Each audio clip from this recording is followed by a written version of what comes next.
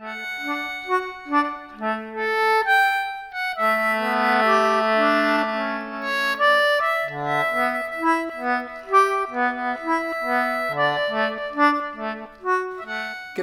Steve Wilson here, and I'm with concertina maker Eddy Jay, albeit about 4,000 kilometres apart, but technology has brought us together. So Eddy, you're a concertina maker of the new age, the 3D printing age in fact. Now, to use a nautical analogy, you started your concertina making voyage in the UK, but romance took the helm. You married an Aussie girl and started a family and made the big move to Western Australia. So congratulations and welcome. Thank you very much. We're going to count you as one of our own concertina makers here in Australia now. So how was the move generally, and how has it affected your concertina making pursuits? Quite dramatically. I had been making concertinas for 5 years since COVID, where I basically gave up my status as a professional accordion player and decided, almost for a bet really, to make a concertina on Facebook. And I posted every stage of the R&D development on Facebook and became quite notorious on public social media, and people started following me and offering their help. So I got people to try different materials for sealing buttons and all sorts of things. People would send me things in the post to try out, until at the end of about 3 months I had a very basic concertina which I sweated over for a week learning to play, and published it, and people went crazy. And so this was just using one 3D printer and the most basic materials that I could find. And I gave it to my dad. My dad had been playing concertina for 20 years, an English concertina. And so I'd given it to him, and he said, "Son, this is terrible. I can't play this." And so I ended up making about 20 until he got one that he could play. But he still preferred his. He plays a Morse, by the way. Right. And so we had this sort of very fatherly son thing going on, where he was encouraging me, but he didn't really want me to better his own concertina, which was lovely, by the way. And he paid a lot of money for it. But I kept on making and giving it to players who gave it in the beginning straight back and going, the F sharp doesn't work or whatever, because I didn't play. You must understand, I'm not a concertina player. I never played before I started making one. But I gave it to someone, a friend of mine called Rob Harbron, and he spent 30 seconds on it and then just handed it back. But the next month I gave him another concertina to try, and over the next 2 years he'd played 10 of mine, and the last one he said, "Actually, this is rather good, Eddie." But Rob has the best concertina I've ever played. Beautiful sound, and I wouldn't expect for him to put down his concertina to play one of mine, especially because he's played it for 30 years. But nevertheless, he was very happy to play all my initial early demos for me, whilst I sold the first dozen concertinas, which were mostly English. I didn't start the Irish concertinas, the Anglo concertinas, until a couple of years later. But what the English concertinas taught me was that it wasn't the quality of the reeds so much, but the space the reed sat on. So how deep the reed plate was, how much further the cavity underneath the reed extended. And I found the bigger the cavity, the quicker the reed responded. And I also found out things like if I regulated the holes on the top, rather than just doing a pretty picture in fretwork, but approached it from a more mathematical point of view, I managed to basically create a treble pot that you'd find on a mixer to get the right amount of brightness. And I would print 10 different lids, micromillimeters difference in the diameter of the holes that I used, and until I found the sound that was absolutely what I wanted. And 3D printing allowed that to happen. I couldn't have, it would have taken me 3 weeks to fret saw something. So people go, oh, does wood sound better than plastic? Well, perhaps not, but the plastic, when it's tuned correctly, does sound better than wood that's not tuned correctly, that's just pretty. So I was finding after about 3 years that my concertinas, even though they were plastic, were sounding better than the wooden ones that someone had paid 10 grand for, and that caused a real stir. There was a lot of emotion involved, so it might sound better, but they still didn't want to know. And it's only after I had the credibility of named players playing it on YouTube and it going viral that people really took me seriously without this sort of emotional pushback.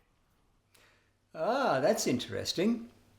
A fellow called Copernicus had a similar problem trying to convince the establishment. So your concertinas, I've heard them described as looking like space capsules with colours like ice blue and glitter green. Is that simply because it's easy to do with 3D printing, or is there some sort of marketing strategy involved? The ice blue is one of my favourites, and it was commissioned by a man called Dave Marcus, who is a wonderful player actually. He's an American, and he said, Eddie, I've already decided the name of my concertina and I want it ice blue. So I had to scour the internet for some filament that was ice blue. The thing is, with allowing customers to choose their own colours, sometimes they work, sometimes they don't. And sometimes they just want a concertina that just sticks out in the session. They don't. A lot of people want a concertina that pretends to be wood, and I've done those as well because you can buy wood filament. And I can varnish it using actual varnish. So they can sit in a session and nobody knows it's not wood. But then that's not really the point. I get Morris dancers asking me for pink concertinas because they just want to be seen and they want something to sit in a pub and talk about.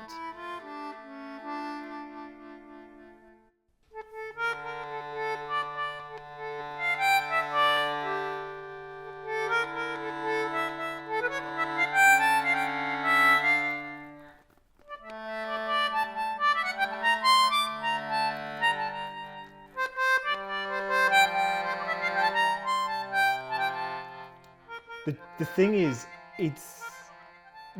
people think you push a button on a 3D printer and it produces a concertina. That's actually not the case. What I've had to do is print every element of an original concertina, a traditional concertina, in different materials with different tolerances, with a different design, and stitch them all together in the same way a traditional concertina maker would have to do. There are still literally thousands of pieces in one of these, even if it's plastic. So I would say there's no time saving as such, as opposed to I don't have to fret saw anymore, but I still have to draw it on a computer, which can take hours. I've done the most intricate drawings. You can see my latest concertina on the internet, which is this sort of mathematical sunburst. And the fact I've drawn them on a computer rather than on a piece of paper, then fret saw on it, it's a much of a muchness, and all the linkages inside the concertina that I've made are completely different to a traditional one. I've still had to solve the same problems, but my materials don't work for levers that sort of need rivets. Rivets don't work in plastic, they split plastic, so I've had to invent a different way to make a hinge. Yes, you are very innovative in many respects, using Teflon, for example, for the bushes and ball joints. It's amazing, quite impressive actually. Thank you very much. Now you don't make your own bellows; you contract that out. Is that sustainable? Are you going to be able to continue sourcing bellows from that maker, or would you eventually consider making your own bellows? When I started, I phoned up a man who's now a friend called Eddy Jay, who lives in Wales, and I said, I'm 3D printing Concertina, would you make me some bellows please? And of the dozen people in the UK who make bellows, he was the only one who said yes once he heard my story. And I've got him to make every set of bellows since then, using the traditional techniques, using leather, card, fabric tape, glue, and he's an artist. You know, his bellows are as good as any dipper, and I've had that from more than 5 people who own expensive concertinas.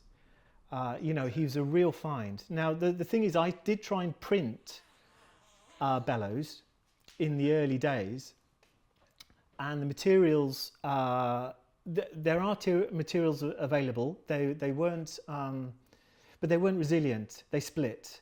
And the way printing works, there are layers, and the things tore when you printed across the layers. The materials are improving, and I've seen people print bellows on the internet, and that may be my next project. But to be honest, if it ain't broke, these bellows would last for 100 years, and they feel lovely to play. Now you said the printed bellows weren't very durable. What about the rest of your concertinas? The ends, the reed pans, all the bits and pieces inside. Is that all of that durable? Is that going to last for decades as vintage concertinas have?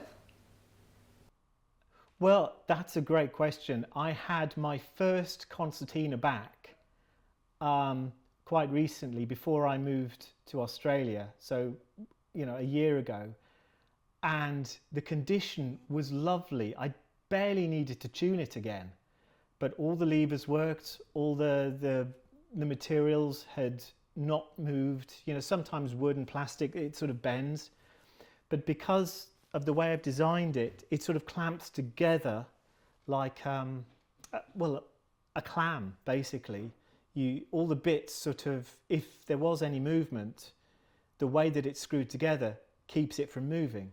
I don't just use standard PLA, I use carbon fibre reinforced PLA, and there are more advanced engineering materials available to me. I actually make my violins out of polycarb, and the harder the material and the hotter you need to melt it, the more resilient it is and the louder it is. Is that the Haydn concertina that you've just recently made? So this concertina is not a Haydn. Haydn is my favourite system. I think it's recently out of patent. It's not English and it's not Anglo, but it allows fully chromatic. Now, this is my own system, which I've called the tritone, which is also fully chromatic. But I wanted to show you inside very briefly. So these are the levers, springs, and these are the reeds underneath. These are accordion reeds, and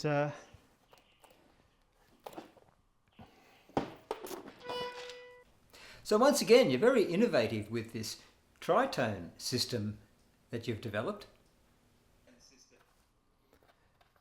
Yes, I've made one for a customer who saw it online and said, I'll have a go at that.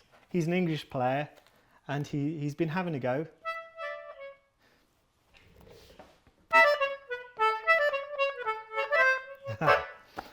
I might have to edit that out later.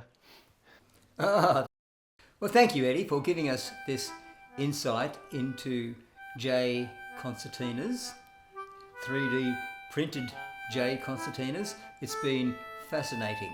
Thanks, Steve. So all the best for your concertina making pursuits in the future. Thanks again.